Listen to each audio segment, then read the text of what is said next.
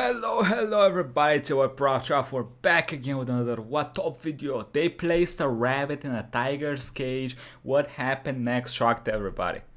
I mean, I don't think it's gonna shock me too much. I assume the tiger whooped the rabbit's ass. Unless that Bugs Bunny. The Sriracha Tiger Zoo has been conducting an wild, interesting experiment since 1997. Feeding They tigers? started feeding tiger cubs with other animals' milk. As time passed, people noticed that the tiger cubs were growing faster than usual. The milk turned out to be healthier and more nutritious than the milk of tigresses, and more than 300 Bengal tigers That's were raised weird. that way. But the experiment had a side effect. The predators became indifferent to killing, and that was just the beginning, because one tigress decided to adopt her own food. What? I wonder why that works though. That's very interesting actually. Wow. It's a little fucked up as an experiment, How do you but like that burger? sure. So good. Delicious. A real work of art. Would you adopt it? What? Frankly, the idea is strange, I did but the only fuck for out of humans. a dog, In though. the animal world, this sometimes happens, except that burgers look a little different. It's not hard to imagine a situation in which a tigress enjoys snacking on a piglet, and yet she acts like she's not going to eat them at all. Did the Sriracha Tiger Zoo break the laws of nature? Because Yes. it's not staged, it wouldn't even occur to Samai, the Bengal tiger, to use one of the adorable piglets as a snack. And it's not about their striped costumes at all. Seriously, you don't think a tiger's That's that easy to fool, do you? Okay, But that's kind of cute though. it's like Samai doesn't care about any food chain at all. And it's all about milk? Weird. To be honest, I thought the tiger just couldn't fight her instinct because of the altruism. There must be some sort of cunning plan, some sort of investment in the future. Perhaps the tigress is feeding the piglets now so that they'll grow big and she will eventually get more Wait. food. By So if the tiger takes milk from people, from animals that don't hunt, what if a rabbit gets fed tiger milk? Think about it. You can make an army of evil little shit eating their own shit. Abomination rabbits. They kill. Go for the throat. Monty Python in this bitch. the way, animals may well think about it. In 1984, Gerald Wilkinson of the University of Maryland published a paper on how vampire Yo, you can see his nose hairs.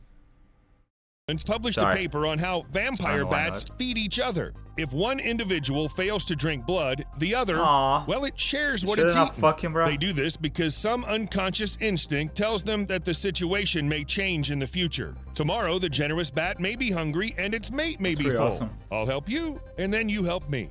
It's like that. No standard altruism. Why wouldn't the tigress do the same? Look, the market's volatile right now. I recommend investing in pigs. Adopt a couple and get a supply of meat. Or is it about pigs and this is their plan? To become adopted? Maybe the piglets looked around, calculated the risks, and chose a tigress as their mom? Then again, it's possible. Pigs are In pretty smart. 2017, Austrian farmer Hans Gumpich suddenly discovered that his cows were starting to produce much less milk. Hey, what happened? He couldn't figure out what was wrong for a long time. The summer months usually have the opposite effect on animals, and only tourist photos help to reveal Bruh. the pig conspiracy. The piglets drank We eating bacon tonight, baby. all the cow milk. Yep, straight from the cows. And they didn't mind at all. But why? I mean, surely a cow would notice if someone just started stealing her milk. It has to feel I mean, it. humans or are do the it. piglets just way too cute? I don't care how cute You that say shit no is. to them. Tastes In pretty the good. farmer's own words, the piglets were very tender and acted so gently that the cows let them. The cows themselves didn't care who took the milk, humans, piglets, or aliens. The piglets, by the way, were fine with the cow's milk. It's true that animals of one species aren't always able to drink the milk of another. It's unlikely that a human would appreciate platypus milk, and a tigress can't physically feed piglets because of the structure of the feeding organs. Anyway, you get the idea. And yet, I can't understand why animals' parents need adoption. Huh. It's a natural thing to want to continue the What? line, but this way you're not getting A anywhere. squirrel You're and a not passing cat. on your genes, you're just wasting a lot of energy raising someone else's child. What? Humans can do it because we're more complex, socially influenced, and we're Big ready to brain. help selflessly. But animals? What if it's all about humans? Once you get too close to humans, you start taking care of someone else's kid, buy a Netflix subscription, and plan a vacation. Actually, nothing like that should happen in the wild. Unless you're going to eat the one you adopt or pass on your genes, what's the point of caring? Yeah, tell that to the lioness who feeds the baby leopard. In the wild, lions and leopards don't usually get along and are more likely to kill the other species' cub. How the caring mother found the spotted kitten is a mystery, but since the lioness had a litter of cubs about the same age as the leopard, it's possible that her maternal instincts kicked in. I wonder if she just got gentler or mixed things up. What's gonna happen when it grows Small, up? Fluffy, with a tail? Probably mine. But I think there were 4 of them this morning. So the tigress from the beginning of the video started taking care of the piglets because she herself has kids about the same age? Or maybe she lost them and was trying to replace the loss. Sometimes this happens, but in Samai's case, it was not about maternal feelings, but about sisterhood? Once a tigress was nursed by a pig, so the predator began to see all the pigs as her family. So it's not even a maternal instinct, but an older sister who cares for the younger ones. What a twist! But this case is unique. More often than not, adoption happens when a female loses her own babies. Think about it. Mothers are ready to take care of their children as soon as they are born, and suddenly there's nobody who they can carry about. This willingness can be so strong that they redirect their attention to other unrelated babies. And as is often the case, hormones are to blame. During labor, the mother's body releases oxytocin, also called the bonding hormone. When the animal is near its partner or baby, oxytocin induces a feeling of satisfaction and calmness and reduces anxiety. No animal can ignore the hormone, and some even seem to have learned to use it. Baby storks often leave their home nests if they don't get enough food or if their siblings behave too aggressively, but this is not the case when a resentful 5-year-old says to their parents that they will leave home with their toys. I'm going to Spain and a beach or maybe Greenland. Yeah, your little ass don't got money for that shit. The storks do leave, and soon they find shelter in some nearby nest where there are fewer chicks and more food. The foster mothers don't mind. Just imagine one day a neighbor comes to your house and declares that they will now live here, and your mother easily agrees, and then even invites them to the table. Wait, what about the fathers? So far, we've only talked about females, what about the and there's a reason for that. The males of many species not only don't take part in raising their offspring, but even treat them aggressively. Their own children, let alone other animals' babies. So most likely, the male stork would have simply thrown the extra chick out of the nest. Bro. And remember the lions who get power and the pride and kill their cubs? Oh yeah, there are these a guys. lot of examples like that. I thought they throw them out. That's what we saw in the last video, right? They throw them out when they grow up a little bit. I fuck. No, get back in there.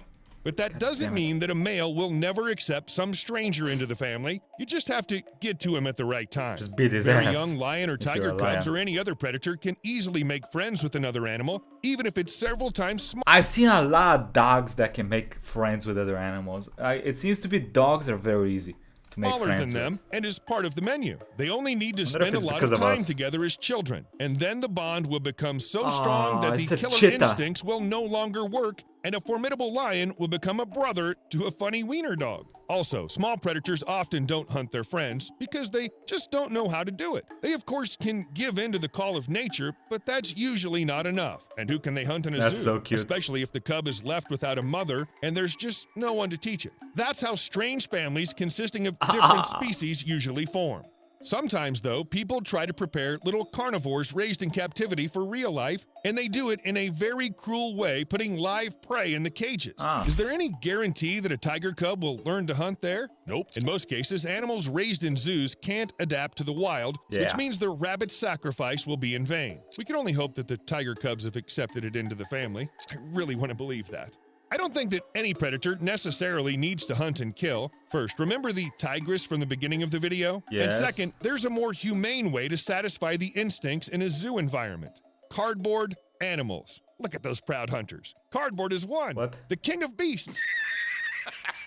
No, actually, it's very funny. In some zoos, the keepers imitate the movement of the meat that the predators eat, or they throw them special balls. But honestly, the cardboard zebra is my favorite. When I discovered it, I thought I'd already seen it all, and that would be the end of the video. But all of a sudden, I came across a story that was very alike to the Simba's story. Only instead of a lion, it involved a kitten. And instead of Timon and Pumbaa, a crow. You got it right. A bird raised a cat. I always knew that crows are very clever, but it took a That's potential awesome. predator under its wing. And yet the bird really started taking care of the kitten, protected it from other animals, played with it, and the hell even is fed that? it insects.